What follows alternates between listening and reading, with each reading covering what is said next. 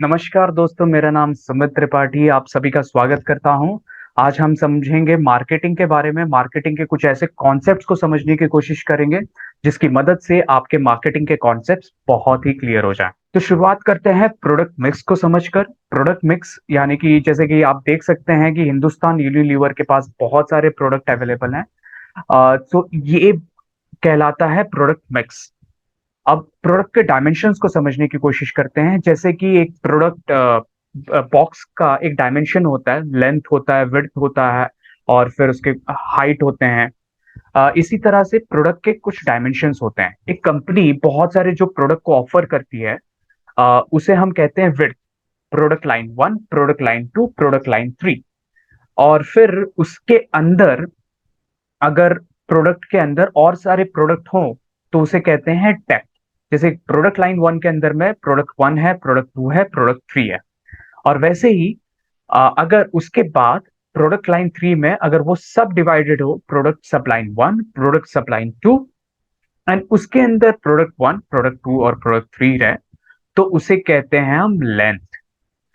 तो हमने समझा विड्थ, फिर डेप्थ एंड फिर लेंथ।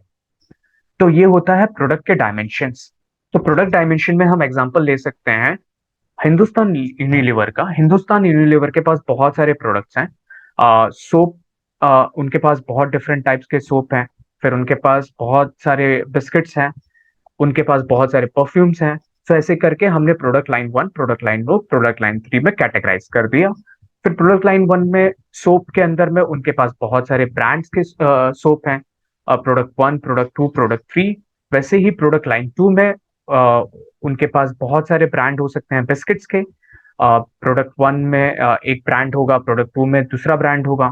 और वैसे ही प्रोडक्ट लाइन थ्री में परफ्यूम्स में उनके पास शायद बहुत सारे डिफरेंट ब्रांड्स हो सकते हैं, प्रोडक्ट। और उसको कैटेगराइज किया जाएगा कि दो डिफरेंट सेगमेंट्स के लिए, प्रोडक्ट सब लाइन वन, प्रोडक्ट सब लाइन टू। उसके अंदर में और डिफरेंट टाइप्स हो सकते हैं। एक हो सकता है कि छोटा सा बॉटल हो, अ, कुछ छोटा सा बॉटल हो, छोटा सा, एंड देन एक होगा बड़ा सा बॉटल, राइट। इस तरह से उन्होंने कैटेगराइज किया होगा based on dimensions, based on उसके अपीयरेंस, बेस्ड ऑन परफ्यूम्स के स्मेल के अकॉर्डिंग उन्होंने सब डिवाइड किया होगा। तो उसे कहते हैं लेंथ। डेप्थ होता है कि उनके पास जो डिफरेंट ब्रांड्स हैं।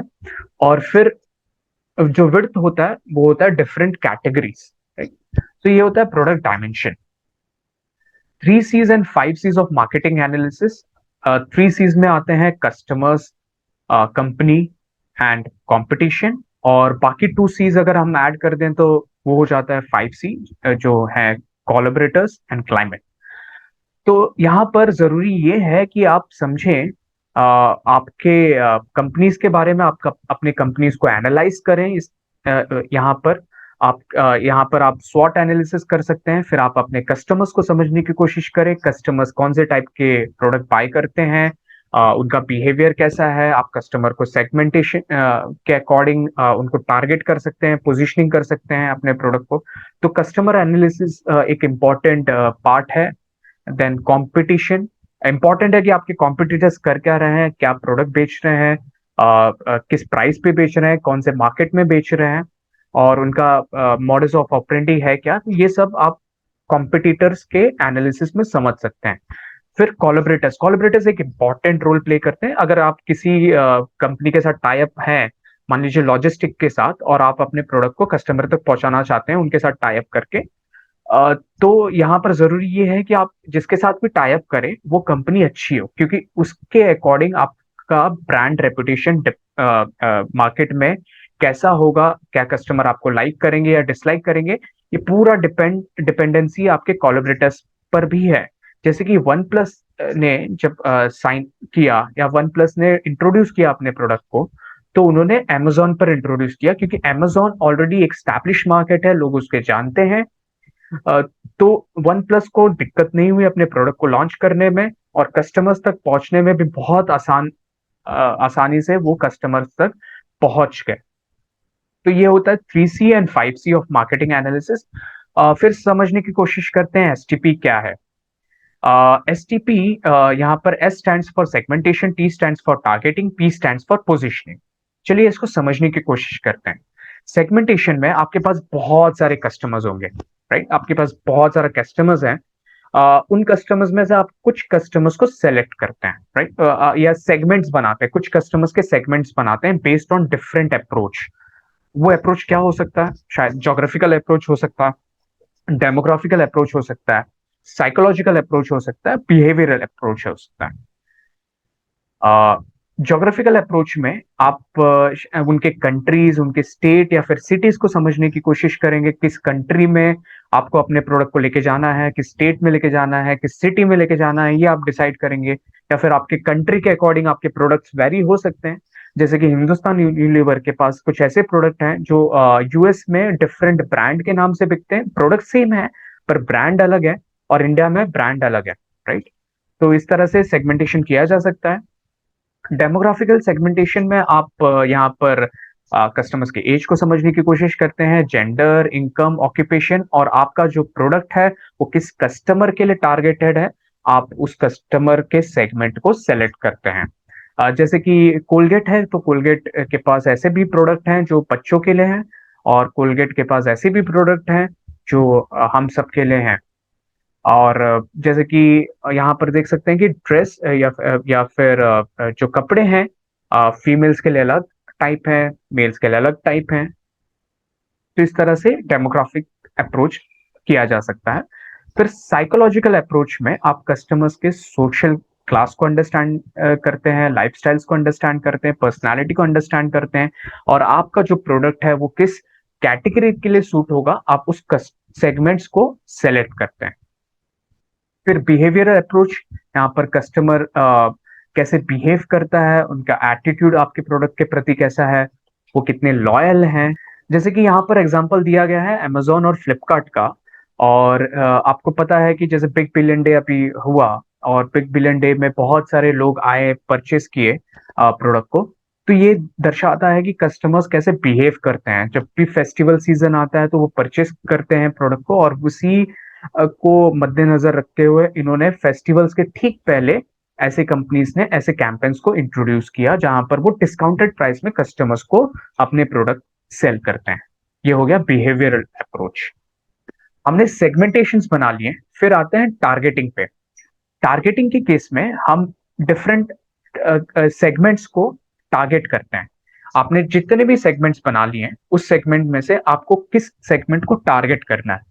जैसे कि कोलगेट है, मान लीजिए कि आपको पूरे इंडिया में कोलगेट को बेचना है, राइट?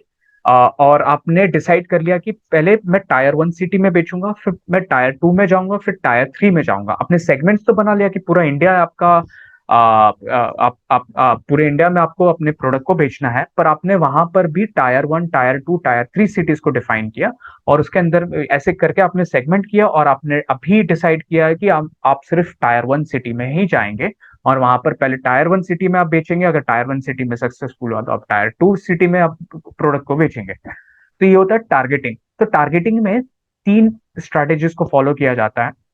पहला है अनडिफरेंशिएटेड स्ट्रैटेजी, जहां पर आप सभी को अपने कस्टमर समझते हैं। एग्जांपल है कोको कोला। जैसे कि कोको कोला किसी एक पर्टिकुलर कस्टमर या फिर जोग्राफिकल रीजन में नहीं है, वो हर जगह पाया जाता है।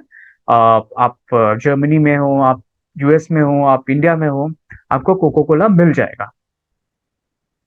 अ, उसमें सेकंड जो स्ट्रैटेजी फॉलो किया जा सकता है वो है सिंगल सेगमेंट टारगेटिंग, जहां पर आप कॉन्सेंट्रेटेड टारगेटिंग या नीश टारगेटिंग करते हैं। जैसे कि हार्ली डेविडसन ये बाइक्स सबके लिए बनाता नहीं है, ये कुछ कस्टमर्स के लिए ही यहाँ पर बाइक्स बनाए जाते हैं। फिर मल्टी सेगमेंटेड टारगेटिंग में हम डिफरेंट सेगमेंट्स को टारगेट करते हैं, ना कि एक पर्टिकुलर सेगमेंट। जैसे पीएनजी के पास टाइड है, जहां पर आप कपड़े हाथ से धो सकते हैं, या फिर एरियल है जो वॉशिंग मशीन में यूज किया जाता है। तो ऐसे ही उन्होंने मल्टीपल सेगमेंट्स को टारगेट किया है। तो हमने सेगमेंटेशन कर लिया, उसमें टारगेट कर लिया। अब ये जरूरी है कि आपके कस्टमर्स के माइंड में आपका प्रोडक्ट बैठ जाए, आपके कस्टमर्स आपके प्रोडक्ट को याद करें। जैसे कि Thums Up, taste the thunder, right? Taste the thunder सुनते ही आपको पता चल जाता है ये थम्स अप है। या फिर आपके रिकॉल कर सकते हैं कि आपको पेप्सी, थम्स अप या कोको कोला में से कोई एक प्रोडक्ट चाहिए जो आपको पता हो। 2 मिनट्स मैगी आप हम सबको पता है, आईफोन के बारे में पता है, एमआई के बारे में पता है, तो ये एक पोजीशन क्रिएटेड है हमारे माइंड में। सो इसे बोलते हैं पोजीशनिंग। तो आप समझने की कोशिश करते हैं हॉलिस्टिक मार्केटिंग है क्या। सो हॉलिस्टिक मार्केटिंग के अंदर में पहला आता है रिलेशनशिप मार्केटिंग। रिलेशनशिप मार्केटिंग के अंदर में हम कस्टमर्स, चैनल पार्टनर्स या फिर हमारे जो पार्टनर्स हैं, उन तक एक रिलेशन बनाते हैं, उनको एंगेज करके रखते हैं।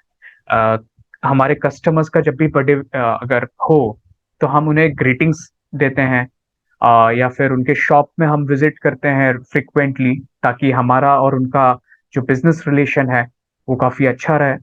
और उनको ऑफर्स देते हैं, तो इस तरह से हम एंगेज करके रखते हैं हमारे कस्टमर्स को, वो आता है रिलेशनशिप मार्केटिंग।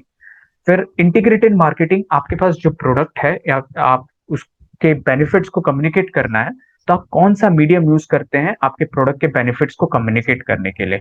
आप यूज कर सकते हैं ट्विटर, इंस्टा, फेसबुक, ये सब डिफरेंट मीडियम्स को यूज करके आप अपने कस्टमर्स तक पहुंच सकते हैं। ये होता है इंटीग्रेटेड मार्केटिंग।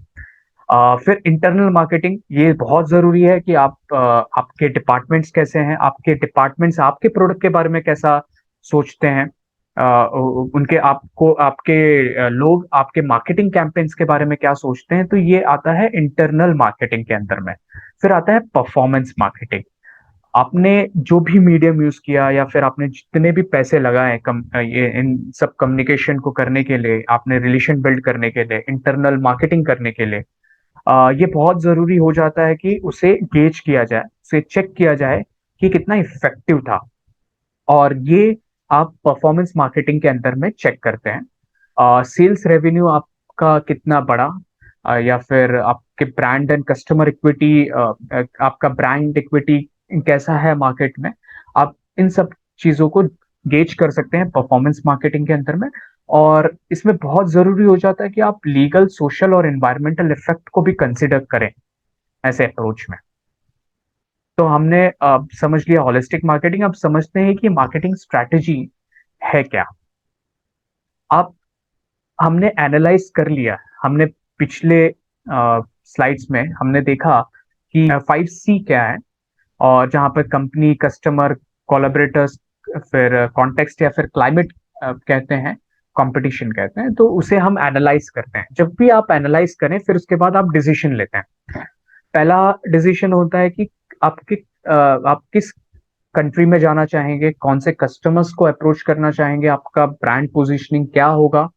ये आता है एस्पिरेशन के अंदर में। फिर आप कुछ एक्शंस लेते हैं, कि आपका प्रोडक्ट क्या है, प्रमोशन कैसे करेंगे, किस प्लेस पे करेंगे, आपका प्राइस क्या होगा। और जब भी आपने ये सब डिसीजंस ले लिया, फिर उसका जो आउटकम है वो है कस्टमर एक्विजिशन। आप नए कस्टमर्स को एक्वायर करते हैं, आप पुराने कस्टमर्स को रिटेन करते हैं, और फिर अंत में आपको प्रॉफिट मिलता है, आपका सेल बहुत बढ़िया होता है। तो ये है मार्केटिंग स्ट्रैटेजी। तो अब समझते हैं मार्केटिंग क्लासिफिकेशन। मार्केट 5 टाइप में आप डिवाइड कर सकते हैं। पहला है potential market, available market, target market, penetrated market. अब समझते हैं ये सब है क्या। पोटेंशियल मार्केट यानी कि जहां पर आप अपने प्रोडक्ट को बेच सकते हैं, आपके पास कस्टमर्स हैं वहां पर जरूरी नहीं कि वो कस्टमर्स आपके प्रोडक्ट को बाय करेंगे। वो हो गया पोटेंशियल मार्केट। फिर उस मार्केट में अवेलेबल मार्केट होता है, जहां पर कस्टमर्स इंटरेस्ट शो करते हैं आपके प्रोडक्ट में, राइट। और उनके पास इनकम भी है, और आपके प्रोडक्ट्स को बाय भी कर सकते हैं। ये हो गया अवेलेबल मार्केट। जो भी कस्टमर इंटरेस्ट शो कर रहे हैं आपके प्रोडक्ट को परचेस करने के लिए, उसमें से आप टारगेट करते हैं कि आपको किस टाइप के कस्टमर्स चाहिए, और वैसे कस्टमर्स को आप अप्रोच करते हैं, अपने मैसेज को कम्युनिकेट करते हैं, अपने बेनिफिट्स को कम्युनिकेट करते हैं। वो कहलाता है टारगेट मार्केटिंग। और आपने जैसे ही टारगेट मार्केटिंग कर लिया, जो कस्टमर आपके पास आते हैं वो होता है पेनिट्रेटेड मार्केटिंग, यानी कि एक्चुअल कस्टमर्स जो आपके पास हैं वो पेनिट्रेटेड मार्केट के अंदर में आते हैं।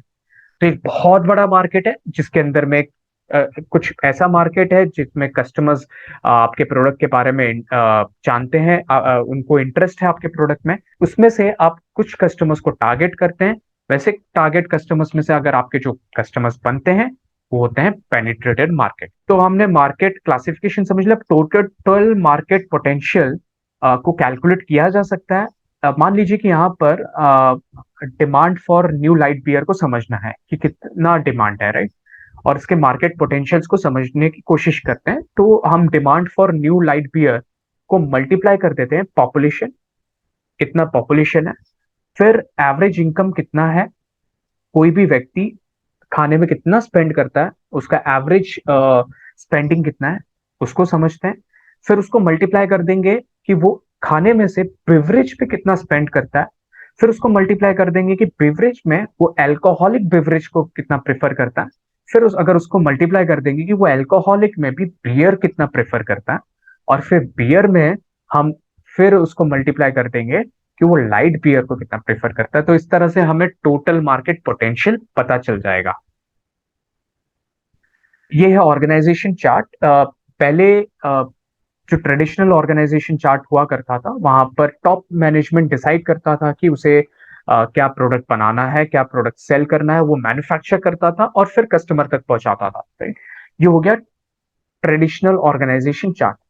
Modern customer orientation organization chart में हम कस्टमर के नीड्स को अंडरस्टैंड करते हैं और उस नीड्स के अकॉर्डिंग हम प्रोडक्ट को क्रिएट करते हैं, डिजाइन करते हैं, डेवलप करते हैं और फिर उसे कस्टमर को इन्फॉर्म करते हैं उसके बेनिफिट्स के बारे में और फिर उसे डिलीवर करते हैं हम कस्टमर्स को। तो ये है modern customer orientation organization chart. Customers आपके पास आएंगे कैसे? ये हम बाइंग डिसीजन मॉडल से समझ सकते हैं। तो बाइंग डिसीजन मॉडल में 5 स्टेजेस होते हैं और हर स्टेज में कस्टमर्स कुछ ऐसी एक्टिविटीज करते हैं ताकि वो आपके प्रोडक्ट तक पहुंच सके, आपके प्रोडक्ट को बाय करें। पहला है प्रॉब्लम रिकग्निशन। प्रॉब्लम रिकग्निशन में मान लीजिए कि आपको भूख लगी है, राइट। आपको भूख लगी है तो आप कुछ ना कुछ तो खाएंगे, राइट, खाना खाएंगे। सो प्रॉब्लम क्या है यहाँ पर? भूख लगना एक प्रॉब्लम है। और और फिर उसको मिटाने के लिए क्या चाहिए? फूड चाहिए, राइट। ये हो गया प्रॉब्लम रिकग्निशन। फिर प्रॉब्लम रिकग्निशन के बाद इंफॉर्मेशन सर्च। आपको भूख लगी है और आपको खाना खाना है, तो आप गूगल पर सर्च करते हैं कि कौन सा रेस्टोरेंट मेरे नियर बाय है ताकि मैं खाना जाके खा सकूं। तो ये होता है इंफॉर्मेशन सर्च। आप यहाँ पर एक और एग्जांपल ले सकते हैं कि मान लीजिए कि आपको मोबाइल फोन लेना है, तो ये आपका एक प्रॉब्लम स्टेटमेंट हो गया कि आपको एक मोबाइल फोन लेना है। आपने रिकग्नाइज किया कि आपको मोबाइल फोन की जरूरत है। फिर आप गूगल पे उसके बारे में इंफॉर्मेशन निकालते हैं और इंफॉर्मेशन में आप यहाँ पर जैसे कि पहला टोटल सेट, यानी कि आप मोबाइल फोन में एप्पल, सैमसंग, लिनोवो, ओप्पो, बहुत सारे आपके पास ब्रांड्स हैं जो आप ले सकते हैं, उसमें से एक मोबाइल फोन। फिर आपको पता क्या है उनमें से? आपको पता है Apple, Samsung, Lenovo, Micromax, lava and Xiaomi। फिर उसमें से आप कंसिडर क्या करते हैं? Samsung, Lenovo and Xiaomi। और फिर आप चॉइस क्या करते हैं? Samsung, Lenovo. और फिर आप फाइनली डिसीजन क्या लेते हैं? वो आता है डिसीजन सेट में सैमसंग। तो अवेयरनेस सेट से आप डिसीजन सेट में इस तरह से पहुंचते हैं। तो ये है सेकेंड टाइप। अब हम समझते हैं थर्ड क्या है। जैसे कि आपने समझ लिया, फिर यहाँ पर आप इवैल्यूएशन ऑफ अल्टरनेटिव्स, यानी कि आप यहाँ पर आ, हर एक ब्रांड के, मान जैसे कि एग्जांपल हमने पिछला एग्जांपल देखा, मोबाइल फोन आप परचेज करना चाहते हैं, आपके पास बहुत सारे डिफरेंट ब्रांड्स हैं, राइट। अब यहाँ पर हर ब्रांड्स के आप एट्रीब्यूट्स देखते हैं और वो ब्रांड क्या स्पेशलिटी है उसके अंदर में, प्रोसेसर कैसा है, कैमरा स्क्रीन कैसा है, वेट कैसा है, कैमरा, बैटरी या फिर स्टोरेज, प्राइस, ये सब चीजों को आप गेज करते हैं और उसके अकॉर्डिंग आप रैंक करते हैं कि आप सैमसंग, लिनोवो में से क्या प्रेफर करेंगे। फिर उसके बाद आप परचेज डिसीजन लेते हैं। परचेज डिसीजन में ये बहुत जरूरी हो जाता है कि आपका पेमेंट गेटवे क्या है, कितनी क्वांटिटी आप बाय करना चाहेंगे, mode of purchase, timing of purchase. आप मान लीजिए कि आपने डिसाइड तो कर लिया बट आपको बाय करना है कुछ 1-2 हफ्ते बाद, राइट। सो ये होता है परचेज डिसीजन।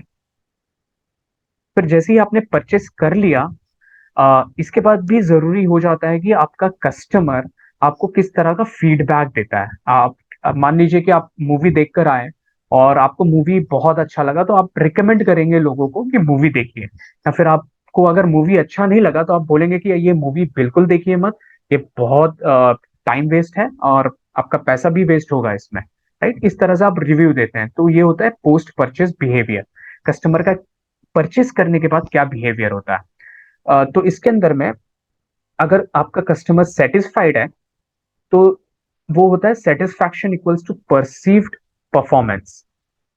सैटिस्फैक्शन में परसीव्ड परफॉर्मेंस यानी कि कस्टमर ने क्या महसूस किया, अ, उसके उसने जो भी महसूस किया आपके प्रोडक्ट को लेने के बाद, अगर उसे लगा कि उसके जो एक्सपेक्टेशंस थे उसके अकॉर्डिंग में था, तो कस्टमर सेटिस्फाई हो जाता है।